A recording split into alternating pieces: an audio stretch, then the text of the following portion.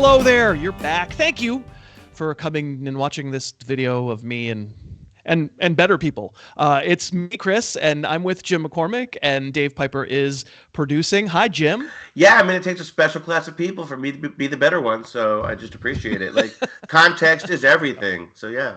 I disagree. It's the great Jim McCormick. We're here to preview the Week 11 games that are yet to arrive in our eyeballs.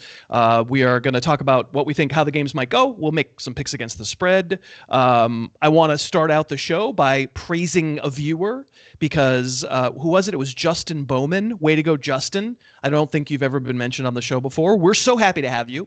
And last week you picked the Texans. That was a very smart pick to take the Texans on the road as a dog against the Bengals. You didn't need the straight up win, but you got it. And if you would like to be shouted out off the top of the show, down in the comments, pick what you think is the best point spread bet of the week, and we'll shout out somebody who gets it right.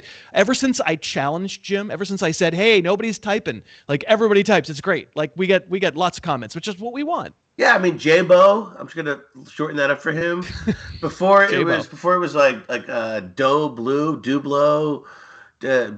Right. We're getting really cool comments, and it's really helpful. And like producer Dave was even mentioning their feedback, which is also very cool. So that helps, right? You know, especially like pats on the back. I take them. I just do. We'll take them. If you say nice things, Jim responds. He likes dog treats. Yes. So we're brought to you by DraftKings. We'll talk to them. We'll talk about them in just a little bit. As it is, I think we're ready to start talking about the games. Can't even believe it. We're looking at the sky and saying, what do we do to deserve this? Can Al Michaels screw up the experience of Bengals at Ravens? I'm going to say yes. Old Al has acted old this year. It hasn't been so good. I like Al Michaels, and it's not been good. But we get a legitimately very good it's payback for all of the not good matchups we've had on Thursday night. Both of these teams coming off of very disheartening losses at the ends of games where I'm not going to blame the offenses. The offenses were flawed in those two games last week, but it really was the defenses that gave up the ghost in the end, especially the Ravens defense, which now that we know Deshaun Watson's out for the season and wasn't at full strength, going whatever it was, like 14 for 14 in the second half against the Ravens defense, it's not very good. You watched that game back. What did you think of the Baltimore defensive performance? Oof. That was tough, especially like Patrick Queen is not good. Like so I always mess this up with the front seven and the back seven. The middle three, the linebackers for Baltimore, they're just running around. Like they were caught in space. They put them in space. Amari Cooper, what a season this guy's putting together. Seriously, look what he has. He has 3 games under 80 yards, which is not many. We're in week 11, right? I mean, Dave was quarterback one week, so and he might be quarterback next week, right? He is quarterback on Thursday night. So, yeah, I mean, it's the hyphen game, but either way, my thing with regards to these games is one that since like Ohio and Maryland can't stop fighting, like what's going on here? 2, what state has better Wi-Fi? Probably Maryland, right? Chime in. But more importantly, the biggest thing is I don't know who these teams are. Last week I was convinced that the Bengals were like finally getting their stuff together. They didn't. So I guess my question to you is how do you read this one? Because I don't have a read. So I'm going to wait for you to talk and then I'm going to figure it out. I mean, I'm going to give the Bengals a little more of a mulligan than I'm willing to give the Ravens because since Joe Burrow has been back to full Burrowness, this was the first hiccup, and I would characterize this hiccup as, like the Texans offense playing out of its boobs, like they're just crazy out of its mind. Yes. And then Burrow making a couple of mistakes that digs a hole, and that happens to every quarterback. You get games where you dig a hole. It happens to Josh Allen every week, but it happens to every quarterback. Every 8th row, yes. Right. Yes. Whereas the Ravens, I've just seen it several times already this year, losing that Colts game, just being closer than they should have been in a couple other games.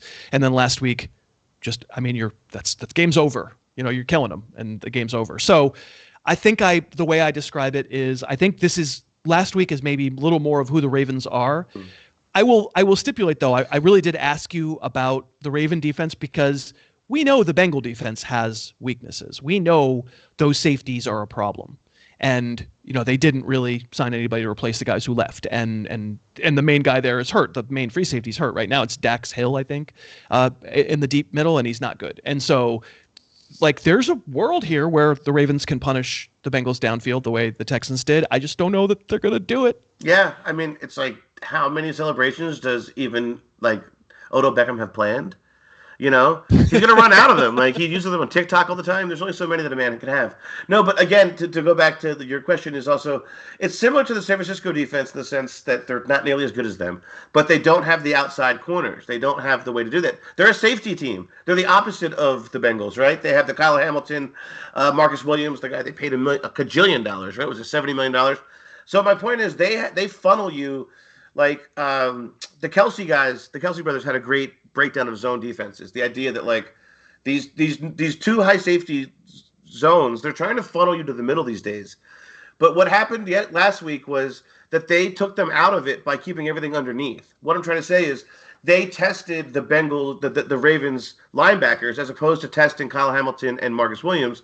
And I wouldn't be surprised if that's what we see again, where Chase isn't. I don't think the average depth of target will be as deep as you might think this week, especially because Higgins is out, right? So I just think you're going to be able to matriculate or death by 1,000 paper cuts. And Barrow's that guy. He's that decision maker. So I am taking the points. And I was naturally I picked this. I called it a Tucker spread, which is just, I called it a Tucker -3.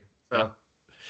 I said it at 4, so I said it at 2. Sorry, it is 4. Yeah. I said it at 2, not 3. So I'm on the Bengals also, and I don't feel super strongly about it, but it's interesting. I mean, what the Ravens have done this year is every time they've laid an egg, they've come out and looked focused. So it's possible they do, but I think the Bengals are still good too. All right, I referred to a hyphen quarterback. I misspoke. Of course, he's not playing Thursday. He's playing Sunday. It is the other AFC North game. Dave Pyper's already. Wait, is that gagging that I'm hearing in my headphones? It is gagging. The Browns no longer have Deshaun Watson. He actually is not under arrest. He's just hurt. But they're not going to play PJ Walker, Jim. They're going to play the hyphen, as you called him, Dorian Thompson-Robinson, the rookie out of UCLA. The people that I know here in Los Angeles have disowned the knowledge of him.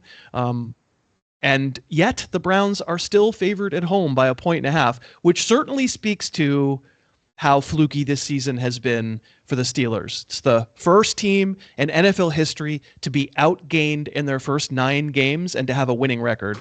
And not only do they have a winning record, they're 6-3. They've trailed in every game. Maybe they didn't trail last week, but until last week, I think they trailed in every game they'd won.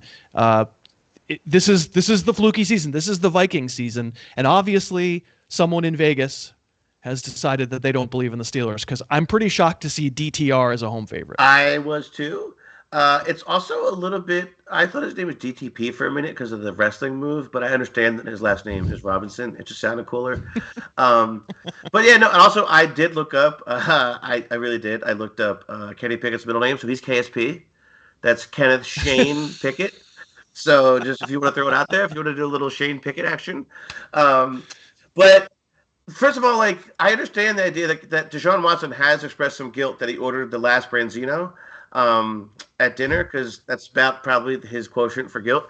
But I will say this.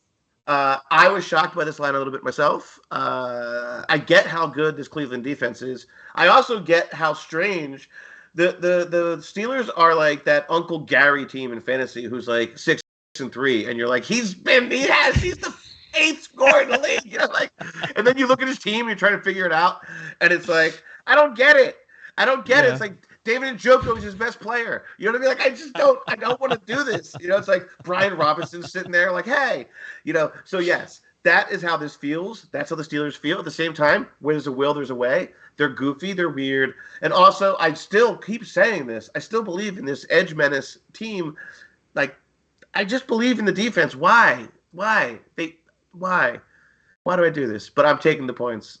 I am too. I'm taking them. I thought the Steelers. Yeah. I thought the Steelers would be favored in this game. I have just one Steelers just because of the quarterback thing is huge, and I already thought it was going to be like a 2-point spread anyway. So I thought it was a 3-point move at least. I know Watson we joke about, but at least there's a level of some sort of play. This guy was the problem. You mentioned it before. That terrible Ravens game. This was him. Yeah. Yeah, that's what I was going to say. Like, I mean, I've seen him play once and it was really bad. And I guess they asked him about it at his first press conference since being named, surprisingly to me, as the starter. And he's like, I've gotten better. Yeah. All right, man. I mean, maybe. Josh Dobbs is just sipping tea. Yeah. Well, I mean, I mean, we can argue about how good Josh Dobbs really is, but he'd be better probably. But he was on the Browns, is all I'm trying to say. So. He was in training camp with them. He never played a game for them. The most important part of this entire game for me is there was a guitar supergroup in the 80s with Steve Howe and Steve Hackett. And the band name was GTR for guitar, GTR. So every time somebody says DTR, I go, oh, I mean, it's a little cassette I had when I was 8 or whatever, okay, this is going to be so cool. I'm going to hear wanky guitar solos. And no, it's just a guy going out there throwing interceptions. It's not naked bootlegs into a pylon. Yeah. Not a pylon, more of the guy holding the chains. Yeah. That kind of thing.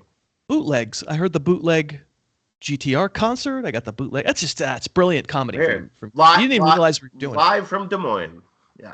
The Raiders are going to go visit the Dolphins, who are coming off a bye week. I know that we didn't have to talk about the Dolphins last week, which is probably good because you had proclaimed them as the best team in football before the Chiefs game. And then they went out and were getting shut out at halftime, and they made a game of it in the end. But we left that game, I think, though we didn't talk about it, feeling like the fact that it was in Germany aside, that maybe the Dolphins have a little whiff of the fraud about them. After that game, and now after a week off, you've gotten to calm down. You're wearing Dolphins colors, I see. So do you come away from that Chiefs game feeling very different about that team? I mean, off camera, I have Dolphins right here. So right here, just a couple of Dolphins. Honestly, I can't believe you remember that stuff. That's terrible. That I'm being called out for stuff that I said. That's I thought Dave told me that we don't record after we're done recording. I thought he burns them, like an Inspector Gadget thing. That's a you thing for me. Bang, the note disappeared. But I will say this.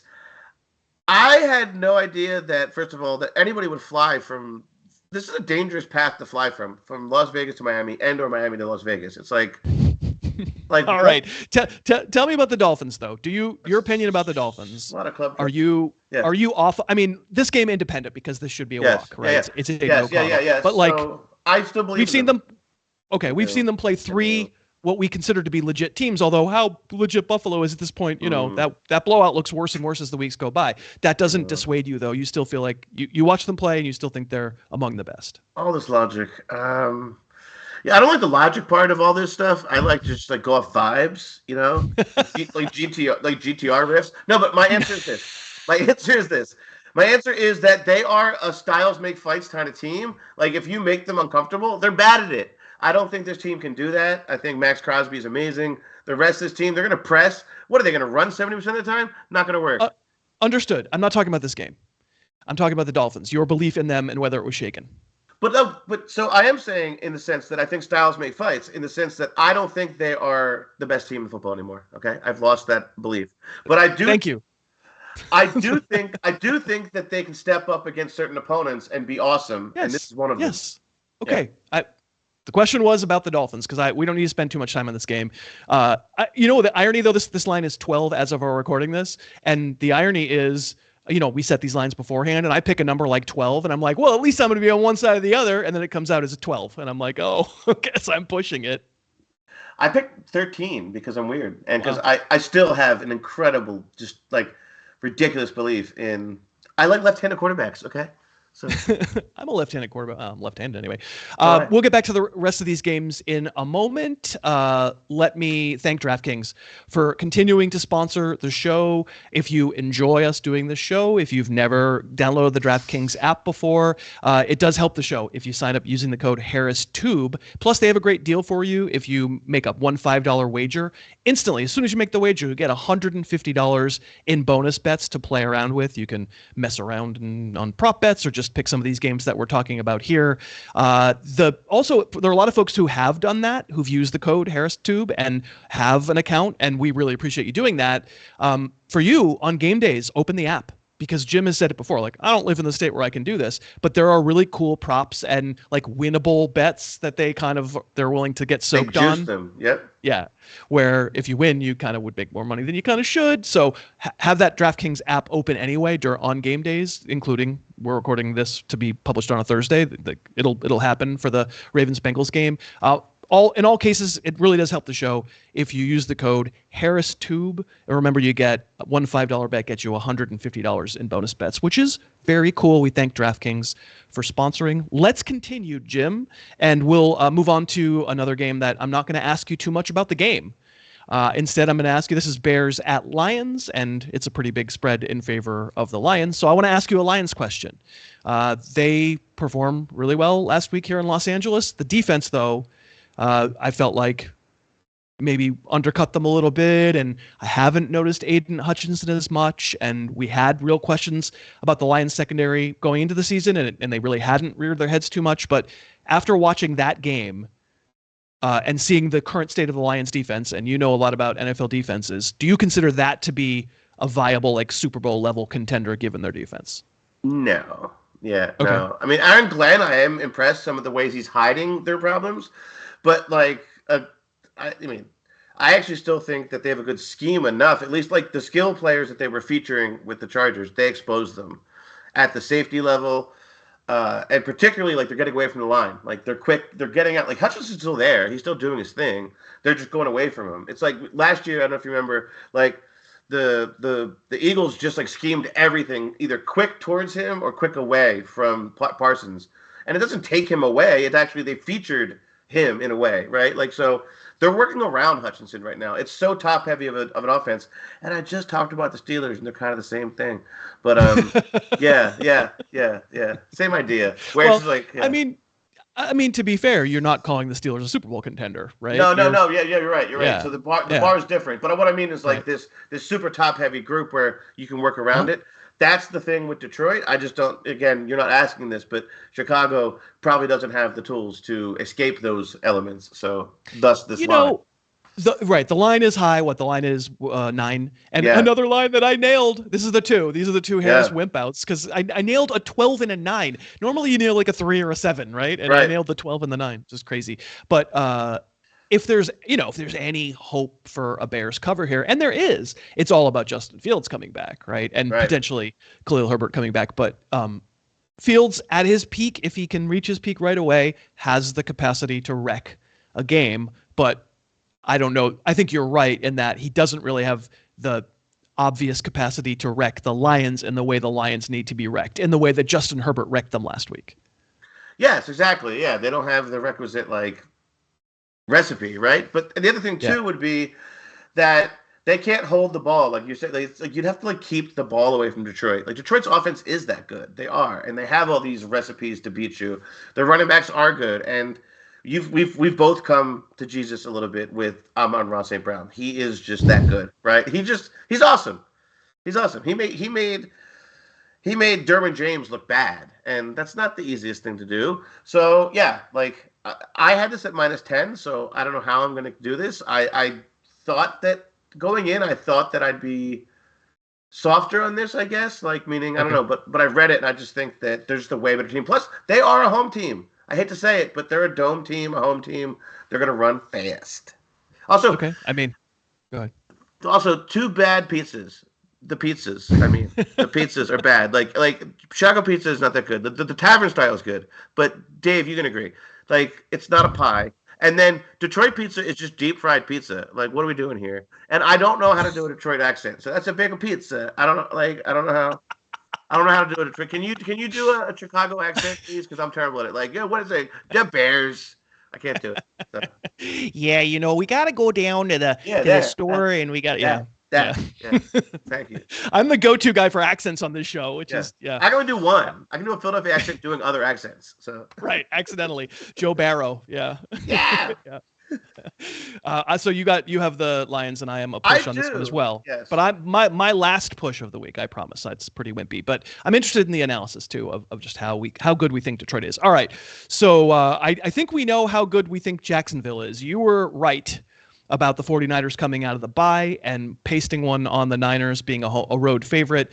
I thought that the Niners weren't as good, and we're not on the Niners game yet. But what I'm trying to get to is, I'll just ask you this question because it's another relatively big spread, and the Titans kind of are what they are. I don't think we think they're like, any kind of deep contender. So it's another question about the Jags, because here's a team that, a month ago was a shoo-in to win its division and, a real threat to upset one of the kind of now traditional powers in the AFC.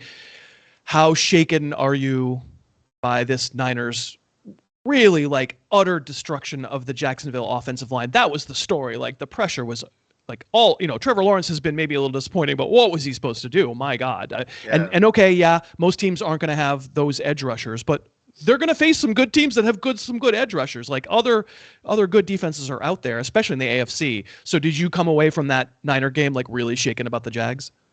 Yeah, I mean, I changed my opinion because it was a fire drill, like you said. Like, yeah, I thought that, not to be like, but I did think this Chase Young Nick Bosa thing was going to look crazy. I mean, for God's sake, you did. They went to Ohio State together. They know each other's tendencies. They know, and that does matter. That you had 2 or 3 years before this. It's not just add milk. Add milk. That's terrible. Who adds milk? Like my point is, what a terrible line. I don't know where that comes from. Add milk. Like what? Just throw some milk on it, buddy.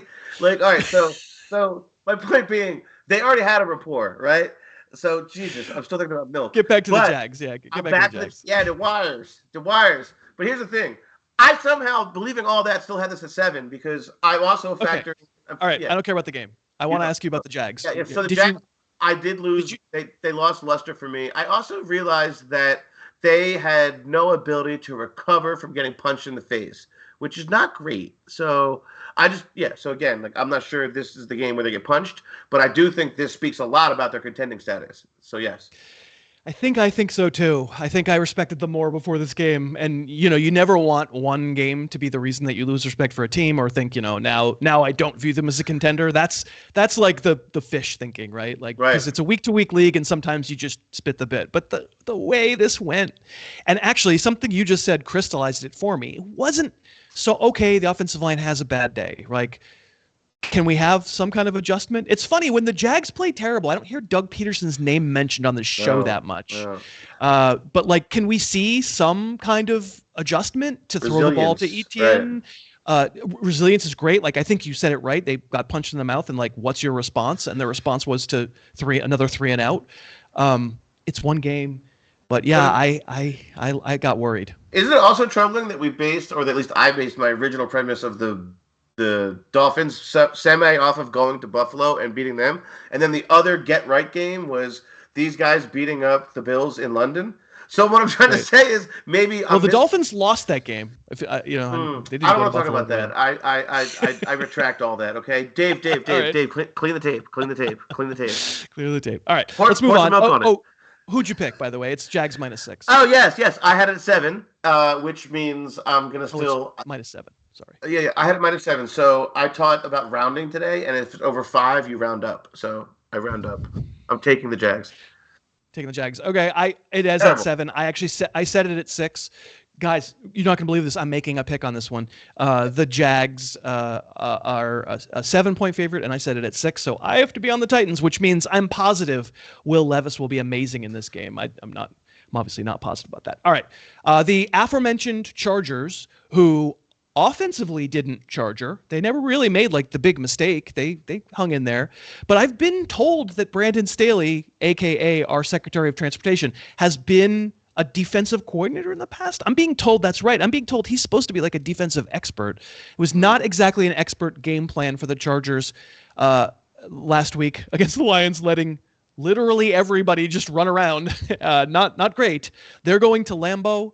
The Packers lost in Pittsburgh last week. My question for you, football-wise, before we get to picking the game, is this probably is much more a referendum about whether the Chargers can go beat a less talented roster. Am I right about that? Yes, that's exactly what this is. And like maybe like capitalize on mistakes for once or create a mistake. Like everybody just seems to have their best day against them. That's not a great pattern. And again, I mentioned Derwin James, but what I mean by that is like they have these like high-end defenders, but when are they going to play high-end football, right? Like, who's the guy they signed? J.C. Jackson like 2 years ago. They signed him, booted that, ruined that. Like what I'm saying is they have a misread on talent, a misread on usage. Khalil Mack, I mean, his prescription ran out. Like, all of this isn't working. All of this isn't working. Like, all this isn't working. Like Bosa, the wrong Bosa. You have everything wrong about this. No, but seriously, I don't know when they're going to play like their Pro Bowl status should show up. So, yeah, that said, I really don't believe in this Packers team. But I do think you're right. The referendum is, can they finally just like close something? Can they actually just do what they're supposed to do? And that's been the whole story of the Staley era is like they just can't do what they're supposed to do. Like every year they're this preseason darling and they disappoint because they're built for disappointment, the way they coach and the way that they play. So I'm split up with a different pick. So let's just see what happens. Yeah. I'm interested in your pick, but if we're just talking about the football side of it, Green Bay's defense was better, but it's Pittsburgh, right? So there's just not a lot of stress being put on that defense. There's going to be a lot more stress. Like 300 yards rushing or something. So yeah. Right. That's fair. That's fair. Yeah. But this is why maybe I don't hate Green Bay here because I don't trust that the Chargers will do that. I don't trust that, Kellen Moore is like together enough to get it. Oh, I should watch last week's film, and that really worked, and we should do that. Like, I mean, to be fair, it would probably require Josh Kelly to carry the ball because Austin Eckler, we love him, and he's a really good player, but he's not really a between the tackles runner, nor do they particularly try for him to be. He does what he does. He does it great. He's always going to produce something for fantasy, but like, I don't know. I don't really trust the Chargers to take advantage of Green Bay's run defense here. I think it's a closer game, whatever. It's a 3-point game, but it's the road favorite. So on a neutral field, they're like 4.5 or 5 better. That theoretically should be true. And yet I kind of just don't trust the Chargers. Man, I wish you talked about that before I made this pick. You'll be right. Because I had Chargers minus 3.5, which felt Vegas zone-y, like meaning I just felt they were going to make you pay above the kick. It's right at a kick, obviously. Also, Jordan Love is probably secretly on the Chargers and didn't tell anybody. So, I mean, he's got 5 interceptions in clutch moments, either within a kick or even leading. So he has that like throw the point. I know that's I'll say last. Well, no, it's last week's two that fit that variety. Yeah. Those were 2 great drives under real great stress against a really good defense where he throws one in the end zone. Patrick Peterson makes a great play, tips it. It's not a bad throw. It's a good throw. That's exactly what you should have done. Be aggressive. Right. And the second one was a Hail Mary from the 25-yard line where I'd rather it be intercepted than you throw it incomplete. You gave it a shot. Like, I'm not mad at him for that. I'm not sitting here saying Jordan Love's played great, but I thought actually in the second half last week, I thought he was. This is me picking a cherry right here. Okay. It's fair. All right. We're on the opposite side there. That's fine. Yeah. I'm going to take the Packers. All right. The Cardinals run into the Texans buzzsaw. I think we are finally to the point where Vegas is now accounting for how good Houston can be. And I will say, I said this in the podcast too, the Bengals game for the Texans was the first time where I felt like the game plan came out and everybody said, cool, we're going to throw. Mostly the games where they've had big passing days, it's great and it's worked and CJ Stroud has racked up good numbers, but mostly it's been the result of necessity. They've been trailing on the scoreboard. They were chasing. Yeah. This one, my God, they came out immediately and Singletary winds up having a big day and played very well, but didn't really do all that much early in the game. They threw and threw and threw and got a lead by throwing. And I don't know if that's the new them, but it's a club in their bag. Here's what I'm going to ask you. Again, it's not that exciting of a game, so I'm going to ask you a meta conversation about CJ Stroud. When a kid takes the league by storm like this, it's whatever it is, 9 games into his NFL career, and he becomes now, your Uncle Gary in your league that you described earlier. He knows now who CJ Stroud is. He calls him CJ Stroud, but he knows who he is. When everybody knows the guy's name and the hype is going to start to get kind of intolerable. No one's going to watch this game, but the next time there's a national TV game, we're all going to be tired because we're going to get his elementary school gym teacher interviewed, right? It's going to be a big thing. I just want to kind of know, as an analyst, is it your, like it is my, impulse to then poke holes in it, to be like, come on, guys, you're getting out of it, it's a little too big? Or do you find yourself willing to go along for the ride? I want to go on the ride because I see all the sports information group stats about how this is like the third best start ever and the second best 2-game stretch ever. But I don't believe it. I don't believe it. Because so much of it was based off of that comeback stuff. So much of it was soft stuff. And so much of it was fluff. And I need to see more. It's still too short of a sample for me. I mean, honestly, I'm still in that boat with Justin Herbert. It's like year 6 or whatever. Like I'm still trying to figure out some of who these guys are. And I'm not even joking about that. Like statistics they drive so many of these outcomes or these conversations. And listen, like you said, last week going into that team and Lou Amaramo, I just made his name up. It's like a name. Just say it fast. It'll go away. It's like a deli. But seriously, like that's a good gritty win. Other than that, it's been like a Steelers team that we thought was going to do. Remember that game that that was the first time they shocked everybody? What are they, 7-point home dogs? My point is this. They have to do more. I need to see more. I don't care if Uncle Gary's going to get mad at me about this, okay? I can own Jimmy, this. Stroud is good. It goes deep into the season, but it's still not. Like what I'm saying is narratives take so long to develop. Season-long narratives take forever. Like, if we reverse this back to a certain time, like, Doug Baldwin has 2 touchdowns at this point, if anybody gets that joke. Like, meaning, like, you know what I mean? Like, There are still so many games left that I still need to see this play out. I also need to see the people adjust. Like Hurts had that one really good first year, and the second year was okay, but the league came back and kind of punched him in the face a little bit, and he ended up having that terrible finish of the year. Like, they were like, make the read. And this year even. So my point is, I have yet to see Stroud challenged. So, and I don't think this will be the week, but it will happen. So I would hold back a little bit. So that's my take. I mean, it's my instinct is always to I have a little bit of a contrarian in me. Shocker. I know you guys are, everybody watching, shocked. Nuh-uh. At least I admit it. And the moment everybody falls in love is the moment I start looking for, like, let's see what's wrong. I will say the difference here is that, okay, he dug the hole. He dug the tie against the Bengals. That was a terrible interception at the very end of the game. Terrible. They're up 10, 3 minutes to go, just punt, that's a terrible interception. But it still led to a game-winning drive, and it happened the week before against Tampa as well. And those are harder to fake. I will admit that. Those are harder to fake. Defenses aren't playing back anymore. They're going to bring pressure on you. You're going to have to play under pressure. And, that's a great sign. It is a great sign. So I'm kind of, after those 2 little results there at the ends of games, I'm sort of more willing to go along with it. Anyway, they are playing the Cardinals this week. Kyler is back, and Kyler ran like Kyler. There was nothing like he was. Those little feet were going a million miles an hour. 21 miles per hour. Like, meaning the next gen has only so much value to me so far, but hitting top speed is pretty cool. Like. All right, so we've said what we've said. The Texans, I think, are getting respect with Kyler back. Like, Vegas is accounting for Kyler being back and James Conner being back, but the Texans are still a 5-point favorite at home. What do you think? I just -6. I know that's but it's also because I think D'Amico has a plan for this.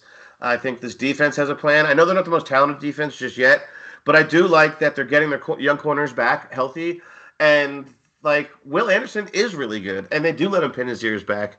And I do think it matters being at home. And the reason I say that is because, snap count, all that stuff, you do have control over that. And, they're just better. As a roster. No. That's why they're a 5-point favorite. Right. No, but I mean, they're better in every sense. Coaching, I think they check almost every box. So, I think exactly 5 points? No, I think 6 exactly points. 6 points. They're exactly 6 points better. They're going to win by 6.5 points because they're going to invent a new rule.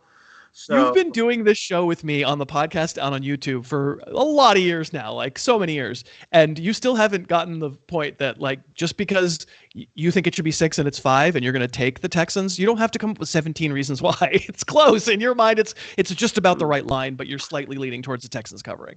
Dave just said I'm right, so I just I'm also on the same side. I've got Houston in this one too. All right. Not good. This next game. We're not going to talk very much about it. The Cowboys are going to Carolina. They are, what is it? A 10.5 point road favorite. We can just make picks here. Yeah. I had -13. I just think Dak is playing really, really well, and the passing rate over expectation, all this stuff, they're opening it up finally. Like all my McCarthy jokes, like they're not working anymore. Like, at least not against terrible teams, right? Yeah, kill the terrible teams. Yeah, but they really are just airing it out. Even when the game would say press it, maybe you can call Pollard everything. Everyone's angry about that with fantasy respect. Doesn't matter to me. They're going to air this out. They continue to do that, and it's working. They're spreading the field, and this team has no answer for that defensively. Also, like Frank Reich is like pretending he's not involved in this team. It's incredible. He wears the fan hat on the sideline. It was quite a Twitter storm over his hat. He's gonna get the Chad Lowe hat, just as NFL. Yeah. Rob Lowe. Yeah. Chad Lowe's his smarter brother. His brother, but he wears a better hat though than Rob does. I said Chad. So this is a very. He's his brother. He's legitimately his brother. He's a younger actor. So yeah, I mean, this is the public side, right? When it's a huge spread, especially for a road favorite, everybody just bets the favorite because they can't imagine taking the underdog, right? Because obviously the underdog is going to cover half the time, and so it's a terrible thing to lay 10.5 points on the road and then watch the game kind of play out as a 27-10 game, and then Dallas pulls its starters and it winds up 27-17. Terrence Marshall catches a random touchdown. Yeah. Right. And yet I'm still on the same side. I can't imagine taking Carolina. So I had it at 11. I don't think it's great value or anything, but I am with you on that one. All right. The only team in the NFL I actually suspect is tanking already. There will be other teams in a few weeks, but the Giants, I think, by playing Tommy DeVito from Goodfellas at quarterback, is in fact tanking.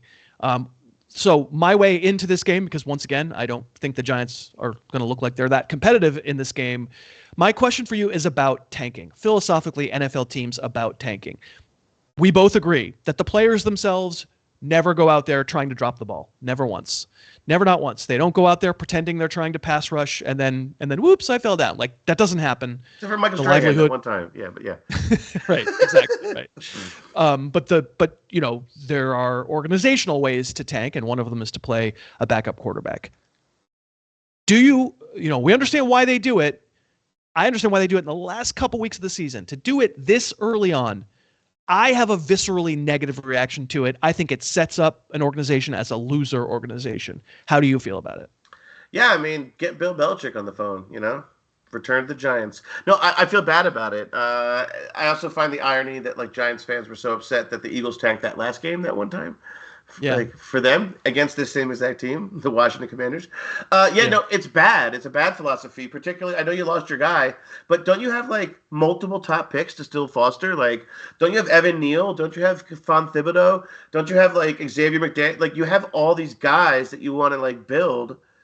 So how do you build them when you're setting them up at negative game script all the time, right? Yeah. Saquon Barkley, all these things. So I disagree with it philosophically. I think you should just keep going. Your team is going to end up where it's going to end up, and that's how it works. At the end of a season, I think it's actually okay. When you know your role, and that the dice roll, not the dice roll, but that you have leverage over your final destination. One or two games, pull this, pull the goalie. I agree. It's like being down 4-0 in hockey, but you don't pull the goalie in the first period.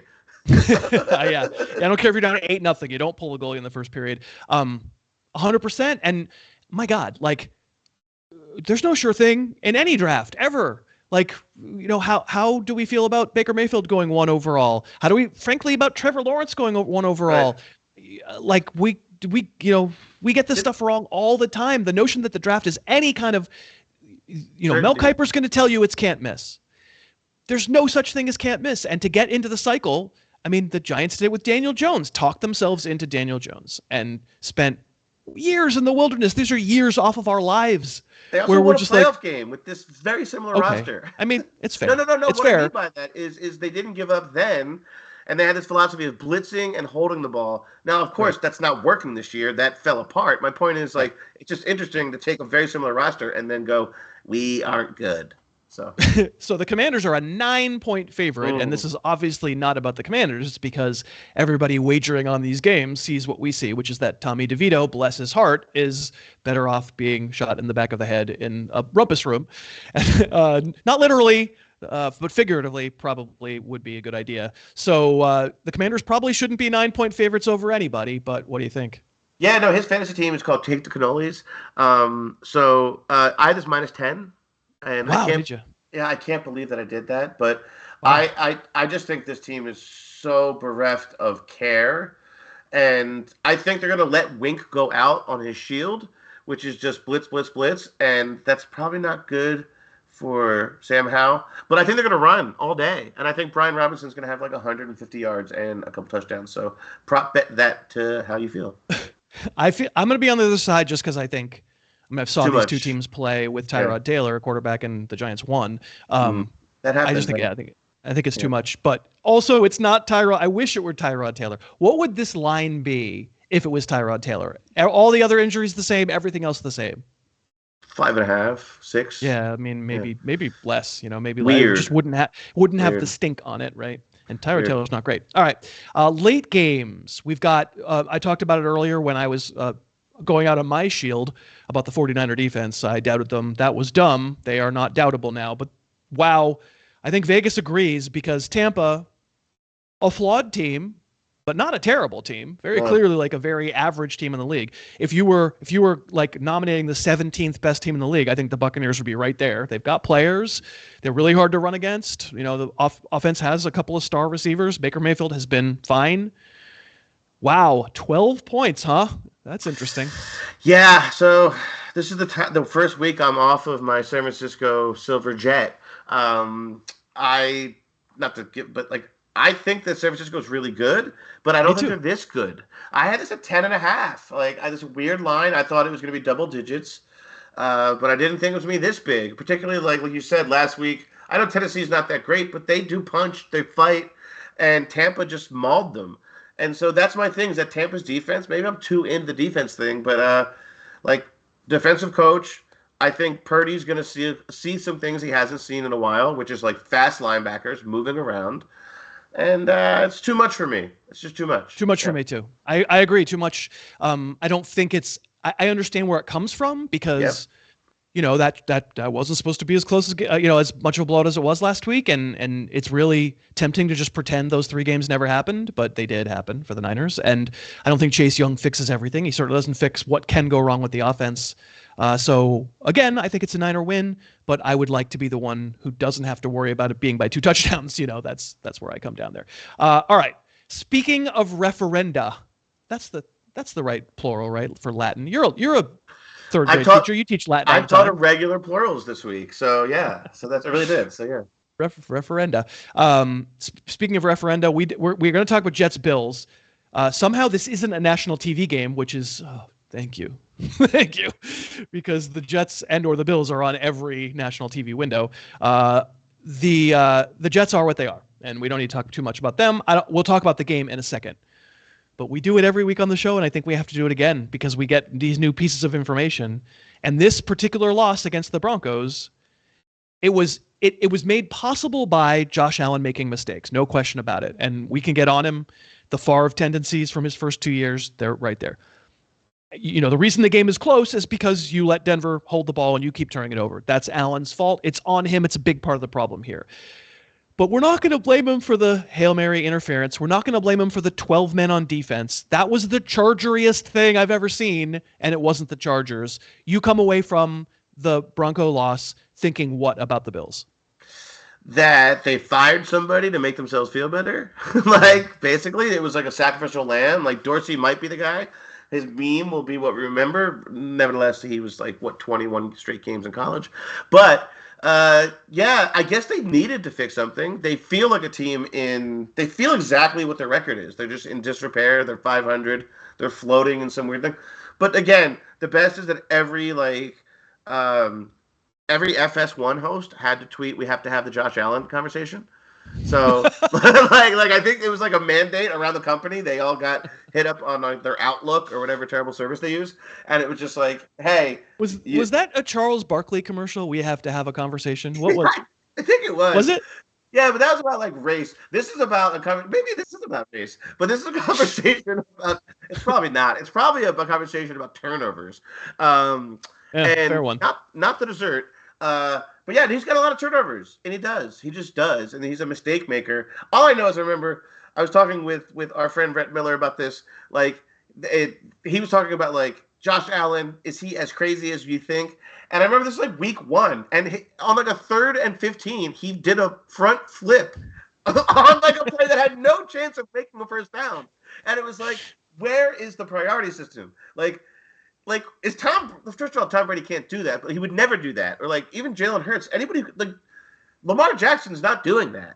So like, what is that? And what is it in Josh Allen that he has to always be like the end of a movie? Like the last remember that last helicopter from John Elway? John Elway knew he was about to die. Okay, like so this is a Josh Allen problem for you. This is not a Sean McDermott problem. This is not a Ken Dorsey was the offensive coordinator. Yeah. He wasn't the one who had 12 men in the field on the game missed field goal that caused them to lose. That's a problem. And McDermott pointed to somebody and was like, you, out of here. I get it. Also, like, we're not talking enough about like Tre'Davious White and Matt Milano, and like these guys are out, and Von Miller, like, he raises his arms a lot. But I mean, PFF, for whatever it is, they do know about like pressure rate. He's not Von Miller anymore. So I just think like they're a little bit. This happens with NBA teams more often, but it's like the dough gets overworked. It kind of feels like that with the Bills almost. Like the dough's a little overworked. I mean, like they kind of like try to fix too many things, and it's not where it should be. That said, Zach Wilson. So let's talk about it. All right. Well, we can talk about this game. It is Zach Wilson. The Bills, should they be a 7-point favorite over anybody? Maybe the Giants, although, you know, they were a big favorite against the Giants and didn't cover. But it was Tyrod Taylor. The Jets beat the Bills in overtime on a punt return, as I recall, in week 1. And we all thought, what a silly exception to what the Bills are going to be. That was. So 7 points. You're willing to lay them? I'm not actually. Yeah, Me neither. So I'm going to keep up with like that theme that I don't think that firing Ken Dorsey fixes the fact that Dalton Kincaid's your second receiver. Like, Gabe Davis is a theory, bro. Gabe Davis is the square button when you press forward. If anybody plays Madden, that's what that feels like. You're just like, it's just a go route. Like, the man's a human go route.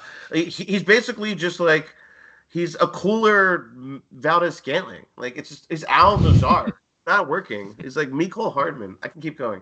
But yeah, I had it at -6. So it's not like, again, like I did 4. Chris Harris lesson. Wow, the Chris Harris lesson, you don't need to convince yourself that it needs to be some overwhelming reason. It's just that it feels like too much for a team that doesn't know who they are. So yeah, and the Jets muddy you anyway. So yeah. Yeah, I mean, I said it at 4, so I actually have to have a bigger reason if I'm going to be 3 points off. And you pretty much nail the reasons. It's much more about the Bills and how they really shouldn't be that big of a favorite against anybody right now. Of course, they can explode and cover, but the Jets are really good on defense. They do everything well on defense. Like really good, like special. Yeah. All right, the Seahawks are coming here to Los Angeles. There will be no fans because there aren't any Seahawk fans here, I'm sure. You know, there are a few, but there'll be no fans in attendance at this game against the Rams. That's not true. The Rams actually have a decent crowd. It's the Chargers who don't. This was another week 1 matchup where Josh on the podcast, cousin Josh, took the Seahawks as his survivor pick and died in week 1 because the Rams went to Seattle and won relatively easily, you'll recall, and there was no Cooper Kupp in that game. The Seahawks are coming here, and they are a 1-point road favorite. So Matthew Stafford comes back, and I guess his thumb is okay. And, you know, Cooper Kupp's had a week off. Puka Nakua's had a week off. I've seen this. I was going to ask this as a philosophical question. When you've seen one team beat another in earlier in the season, and then they're division rivals, so they rematch, you have to let that color your opinion a little bit. But I know there's tons of people out there who go, yeah, that just means they're mad. That just means they want revenge, right? And for me, I think they're mad every week. You got to be to play that game. For me, I feel like I want to take a lesson from that game, but I wonder how you approach it rematches divisional wise. Yeah, no, I agree with that. I think defensively we kind of just like forget that the Rams exist. Sometimes like no. What I mean by that is that like they're nameless outside of Aaron Donald, but I think how they schemed that game is they kept everything underneath, and that's what they want to do again. They're going to zone everything up, and they're going to say basically, "Hey, be smarter than us." And Lockett still beat up. And what I mean by that is this is a direct challenge to like DK Metcalf to do anything but just like throw your hand up, like, I think they're going to do that. I think they're going to be able to do that. I was a little bit surprised by this line because it was confirmed, like, what I thought, which that feels weird. I had this at a pick. I couldn't really read this game, but I picked this knowing or feeling that Stafford was coming back. I also think this line would be minus 3 Seattle, or minus 3 Rams if Carson Wentz wasn't signed. I think there's a 4-point swing. When he's your backup, just with him being on the roster, just him talking to people. Who's the better quarterback right now in this game, Matt Stafford or Geno Smith? Who's better? Matt Stafford. Yeah, it's like kind of not close. Geno's not playing well. No, he's not very good. So that's my thing, and I think that's what Vegas is pricing in here. He's so volatile. Last week, 365 and whatever. Don't care. I mean, do you think they're pricing it in? I mean, I guess they're not pricing. They're pricing it in by not making them a 6-point favorite, but like they're still making them a road favorite, which Geno is a road favorite against anybody right now. I'm not into it, so I'm with you. What it is. I'm gonna be on the Rams. I'm with you. I'm on the Rams. All right, the Vikings, who were my best bet last week, my best bet 2 weeks ago. All they do is cover. All the market does is say they suck. They're going to Denver. Spoiler alert, this is going to be my best bet again. I was shocked by this line. The Broncos, I guess, really impressed everybody by winning in Buffalo after they lost a couple times in Buffalo, and they're a 2.5-point favorite against the Vikings? Question mark. Also, like, I won't give Sean Payton the benefit of doubt, like, at all, especially after you gave him some credit. Like, that guy just spent so much on, like, coffee rub steaks or whatever rich people do. Like, you know what I mean? Like, coffee rub steaks. You know what I'm saying? Something that, like, doesn't even sound good. That's like, oh, that's $80 an ounce? Yes, of course. Gold leaf. And it's like, oh, my God. And then Sierra is like, ew, that guy. All right, so either way, like, obviously, Sierra does not like Sean Payton. He just has bad breath. It's weird. But I had this at -1 Denver, just because like the travel and the weirdness. So I'm taking Minnesota, obviously. Okay. Remember last week when you said I have this on. I have or 2 weeks ago when you said I have Atlanta here. My they should be a home favorite, and then you had Saints like the Saints should be favored. The Saints should be favored in Minnesota. I haven't been good at this. Yeah. Well, no, I mean I'm just saying. The market agrees with you. I've said this 2 weeks running. The market agrees with you, keeps agreeing with you. So I don't say that to mock your position. I say it to say, wow, I just feel like when it comes to the Vikings, I'm taking crazy pills. No, you're not. I think you're onto something here. I also, again, like it's not the same thing as the Rams, but like we don't talk about the Vikings defense because it's like people don't even talk about anybody in their team, whether it's like Danielle Hunter or anybody, but they just blitz their face off. I mean, there's a chart, whatever. You want to see this chart? It's like 6-man pressures. It's like purple up here, like, and then everybody else. It's so dramatic. It's like skyscraper big, and that's what Flores is doing. Like, coming from his philosophy is just if I don't have players, he's actually like the good version of Wink Martindale, to be honest. So I mean, all credit to the Broncos. Yeah. For like they were a laughingstock in September, and Sean Payton, obviously, coffee rubbed steak aside, is a good coach. Like he is. He clearly was able to take a band that had learned bad habits and how to lose under Nathaniel Hackett, and figured out who he could trust and figured out he couldn't, and built a much more average team as opposed to we were saying bottom 5 team to start the season, and certainly in September. All credit, but like Minnesota's a really good team, and Josh Dobbs is the problem, and I get it, and the market is saying it doesn't. Like eventually, Josh Dobbs will be the reason that the Vikings don't advance. But it's a really good roster. Like I just really like the team in general, and I think you're right that Flores is a good match for the. Like I don't know, I'm all over the Vikings here. So I did I wasn't that off of the line. But I do believe that this is off. I mean, a 1.5 off. That's enough, especially this late in the season. So I'm taking the points. It's not some huge philosophical difference. I'm not as Vikings up as you, but I do think that they're a better team, or at least in a better position. Yeah. All right. So we are I'm going to assume that everybody just fast forwarded to this and didn't hear anything that we just said over the past like 45 minutes, because we're all here to hear you make the Eagles accent and make them as your best bet, no matter who they're playing. And in this case, they happen to be going on the road to Arrowhead, revenge game, because they lost to this team in the Super Bowl. You might recall it wasn't the greatest ending to a game. I'm wondering if the NFL on Monday night can figure out a way to screw it up even worse than a half-hearted red zone defensive holding that wasn't really important and decided the Super Bowl. This is a 3-point line, which means on a neutral field, the world thinks the Chiefs are a little bit better, 1.5 better, something like that, because that's 1.5 to 2 is about what home field is considered to be worth right now. I'll ask you about covering. I want to ask you, do you agree with that assessment of what you've seen with the Eagles, what you've seen with the Chiefs? On a neutral field, are the Chiefs 1.5 better than the Eagles? No. Should I talk about it? Okay. I think that, again, I keep saying the styles make fights. What a terrible line. But, like, the idea is that I think the Eagles have different paths to, like, scoring the football. And this other team is the infinite wide receiver 3 world. Also, I think the Eagles are particularly built this year versus last year to stuff the run. And I understand that they're giving up all these numbers, but actually, like, per passing play, they're like 15th or 14th in defense. It's the volume. They've been up, so you can't just go by straight volume, like passing yards allowed.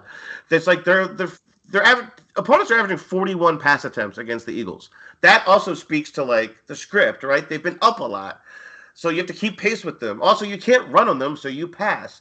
I get it that I don't want to give Patrick Mahomes a ton of passes. I'm just less afraid than ever against this team. I also think it does matter Kevin Byard and, like, this defense a chance to, like, figure out who they are on the back seven. I hate that word. Like, cut it out. Take that out. Take back seven. So, again, like, I feel like I'm making words up, but particularly I just think, like, they match up better this year, the defense, than they did in last year. Even though, like, last year's defense had better numbers, they were more conservative and sat back. And also, they were just, like, defense is fluky. They just had a lot of takeaways last year. This year, I actually think they have better personnel. So, yeah, I think they can slow down Pacheco and make it like the Taylor Swift game, and that's going to work for the Eagles. Yeah, they have to do the thing they didn't do in the Super Bowl. You know, they have to cover Travis Kelce. They have to sit back and wait. Yeah. Well, no, I want them to. I mean, you can. No, they sat back and waited last year. Is what I'm saying. Oh, right. Yeah. Don't sit back and wait. Exactly. So Kevin Byard should be on him. Yeah. I mean, 2 guys on him, I don't care. Like, a linebacker in front of him, a safety behind him. It's great. That's how everybody who's been good against the Chiefs, including, the Broncos, whenever that seems like a million years ago. That's what they did. They said, okay, I mean, we're going to do the thing that the Chargers wouldn't do. We're going to do the thing. The Jets did this too. The Jets put sauce on them. So, yeah, sorry. Yeah. No, absolutely. So if the Eagles don't do that, they're going to lose. And if they do it, I think they're going to win. I'm with you. I think on a neutral field, I think the Eagles are better. So, the Chiefs defense is really good, but you're not going to compare it to the Eagles defense because the Eagle defense just literally takes away half of the game. You cannot run on the Eagles. It's not going to happen. It hasn't happened yet. That's a ridiculous defensive line. And I don't know. I'll argue with you a little bit about how, well, they've been winning, and that's why everybody's been throwing. I remember lots of games that were losing. We were like, what's wrong with the Eagles? You know, there's some Commanders I guess games. It's more funnel. Maybe it's not about the game script. It's about, like, you can't run, so you have to pass. Right. I guess that's a better way to say it, rather than compelled. A souped-up version of the Buccaneers, right? A much better version of the Buccaneers. Or even reference the old Tom Brady Buccaneers, like the really great version. You had to pass against them because they had a wall. So, yes. Right. So, but anyway, I'm on the same side. This is, as of our recording this, it's Chiefs -3. You know, it's going to be an awesome game to watch. I'm super excited. I want the officiating to stay the hell out of it as much as possible. The Chiefs are like, there's something there that isn't about just talent. And I think probably it just boils down to Mahomes and having a good coach. I don't know that Andy Reid's a great coach, but he's a good coach. This is the mystique of Brady that permeates an organization, and everybody goes, wow, they just do it differently. Wow, they're so intimidating. Yeah, it's probably just about the quarterback. And in the case of Kansas City, it probably is just about the quarterback, but it is real. And I wouldn't, he's so fun to root for, and I wouldn't put it past the Chiefs to pull one out here, but I would be putting my money on the Eagles as well. I'm going to ask you for a best bet, but while you think, because I know you don't prepare beforehand, it's all just knee jerk with you. I actually have one. Yeah. I assume it's the Eagles because it always is. No. I'm going to go with the Vikings because it's 3 in a row and they've been pretty good to me. Who is your best bet this week? I have the Steelers. I know it's gross, it's disgusting, but it has to do with just like Steve Hackett and Steve Howe. Yeah, that's what it is. Yeah, that's what it is. It's the quarterback. It's Ironhead Craig Hayward. It's all those things. Yeah. So yeah. All right. So you're on the Steelers getting 1.5 on the road, and I am on the Vikings getting 2.5 points on the road. But what do you, dear listener? We really want to, since we challenged you, more of you have been entering your pick down below, but not enough. We want more. So, you made it this far. Go ahead and enter your best bet of all the spreads we talked about. We'll shout somebody on next week's Thanksgiving-y kind of show. And that is going to do it. We want to thank DraftKings so much for sponsoring. Again, if you would download that app, if you've never downloaded it, please do. It would just take you 30 seconds. You don't have to fund the account right away. Someday you will, but enter that code HarrisTube. It helps us out a lot. And make one $5 bet because then you'll get $150 in bonus bets to mess around with. So it's pretty good. You'll be helping out the show. We'd appreciate it. That is it. We are through the preview of Week 11.